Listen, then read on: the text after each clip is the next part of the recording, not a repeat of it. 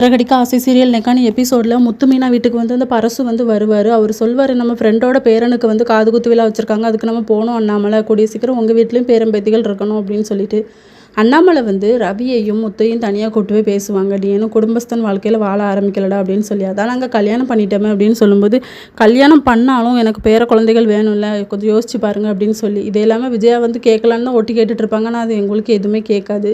முத்துக்கிட்ட கேட்கும்போது அப்பா வந்து தண்ணி குடிக்க சொன்னாங்க அப்படிங்கிற மாதிரி போவாங்க. அண்ணாமலை கிட்ட கேட்டால் நீர்மோர் குடிக்க சொன்னேன் அப்படிங்கிற மாதிரி. இவங்களுக்கு வந்து குழப்பமாகவே இருக்கும், என்னன்னு தெரியலையே அப்படின்னு சொல்லி.